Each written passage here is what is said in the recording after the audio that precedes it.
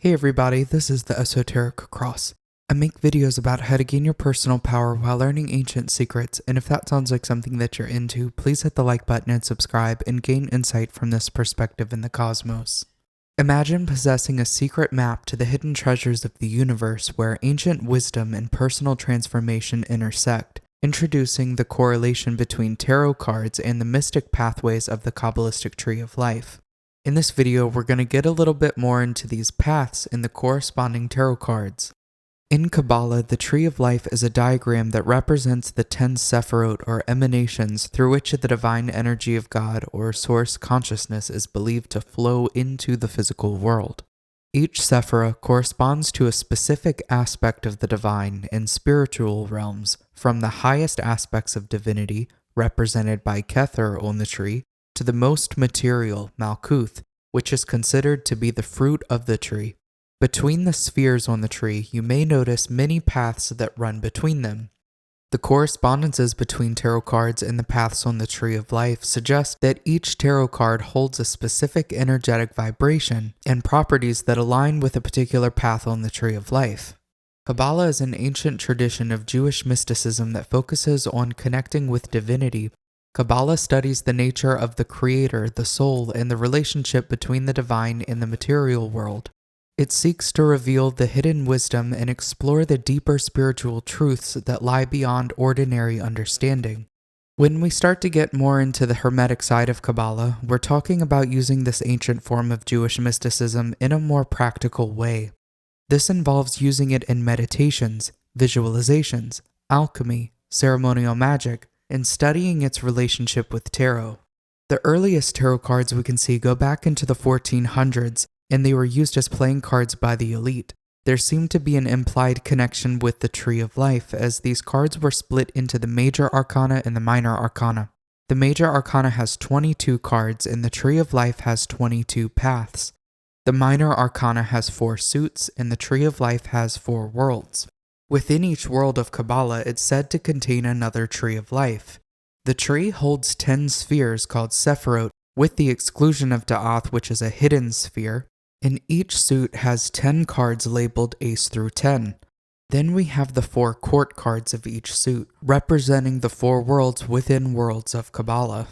Understanding the Tree of Life can really uplevel your knowledge of tarot, and it can make understanding the cards even easier.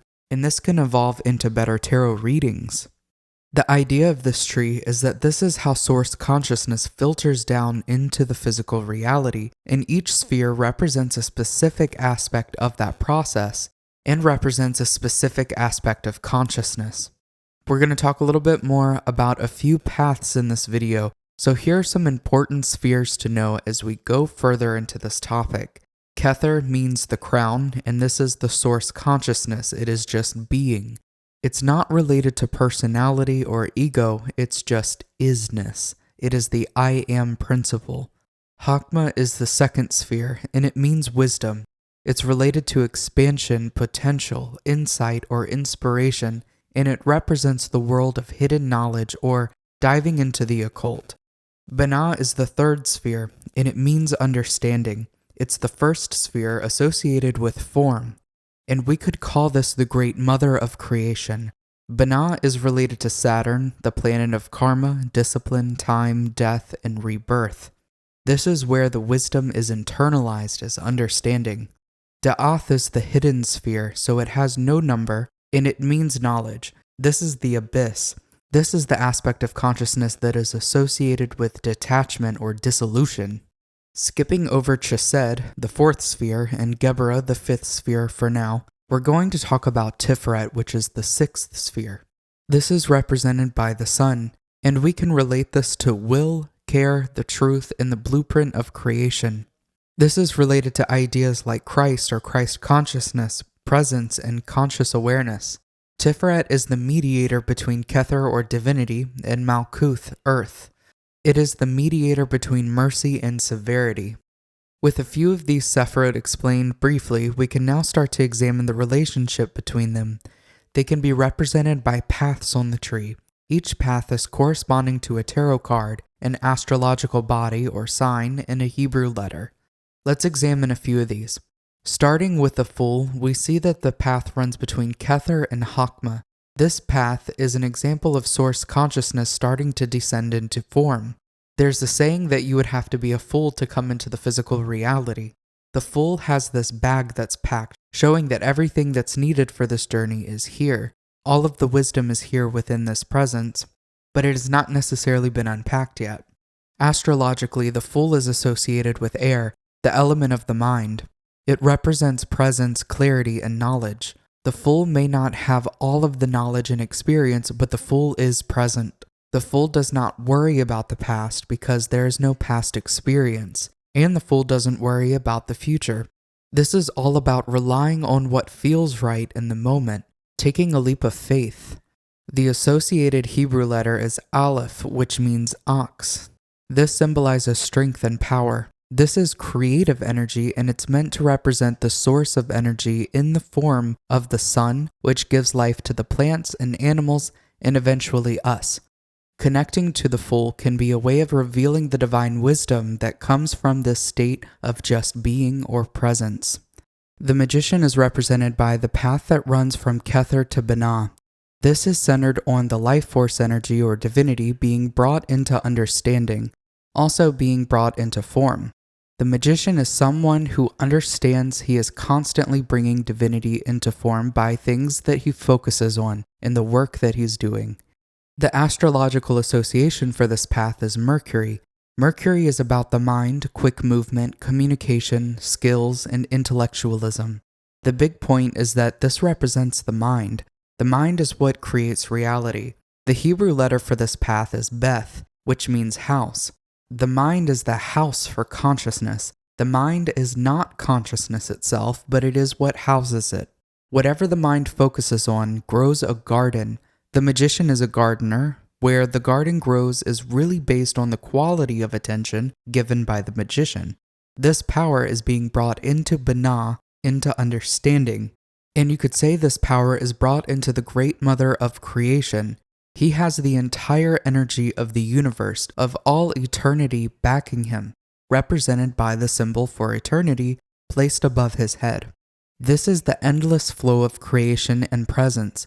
It comes as a reminder that we need to be mindful of what our mind focuses on. The High Priestess is representing the path that runs between Kether and Tiferet. This path passes right through Da'ath. This is along the middle pillar, the pillar of harmony, balance, and equilibrium. The High Priestess represents the wisdom of the occult and is commonly interpreted as the card of passivity, stillness, and going internal. In this context, that is correct. The brilliant light of Kether, the eternal oneness, the central sun, channels down the middle pillar, giving life to the sun at Tiferet. This light in Tiferet is being reflected off the central sun of Kether. This concept can even be represented by the moon. The moon is the astrological association for this path, and the moon is something that reflects the light of the sun. This is about what is hidden and mysterious. This path even runs right through the hidden sphere Da'ath. This is suggesting that what is right behind the veil of the High Priestess is knowledge. This would be something relating to unconsciousness or the collective unconscious, what is underneath the surface and yet is what connects us to the oneness of everything.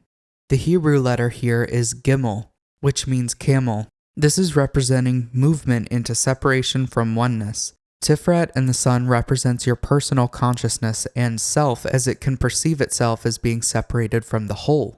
All of this boils down to the meaning of the High Priestess and the meaning of the moon, and this is reflection. It doesn't necessarily mean that we need to constantly reflect on the past, but rather that we need to reflect within. We need to examine ourselves, our dreams, and the feelings that arise within us. The Empress is the card which represents the path from Hakma to Binah. It's the force that connects wisdom to understanding. It can convert wisdom into understanding and convert understanding into wisdom. Hakma is the sephiroth that is associated with expansion and boundless force and potential. Binah is the first sphere of form, which is the first sphere associated with creating boundaries, structure, and organizing. The Empress is showing us the queen of creation or the great mother of creation. She doesn't get up, go out, and work hard. Instead, she sits back and receives. This is letting the wisdom that comes through organize itself into understanding. The astrological association here is Venus. This is the planet of love, beauty, sensuality, pleasure, art, music, and creativity. The main point of this association is fertility. It is having the fertility to regenerate anything, to create anything. We can relate this to the gardening aspects of the magician. The magician is the masculine force to be able to focus and direct the Kether awareness energy appropriately. The Empress is the feminine principle of being receptive and fertile enough to let the garden grow.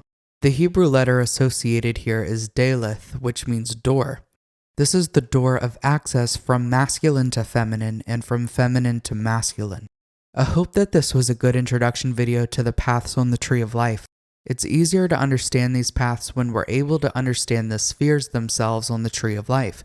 Not only are the major arcana cards associated with paths on the tree, they're also associated with spheres on the tree. And this concept may be easier to pick up on, or be a good introduction to the Tree of Life and its relationship to tarot. If this was something that was interesting for you and you want to learn more about the relationship between tarot and Qabala, make sure to sign up for my course in tarot. It starts May 20th on Tuesday, so make sure you don't miss it. Check out the link in the description below along with the other courses that I offer. If you want to work one-on-one with me, I do offer coaching as well. There are links in the description to this as well as to where you can book a tarot reading with me. I'll also have the link to my Patreon if you're interested in some live streams. And I hope there was something new that you were able to take away from this video. If so, please hit the like button, leave a comment, and subscribe for more content. Thank you so much for watching. Until next time.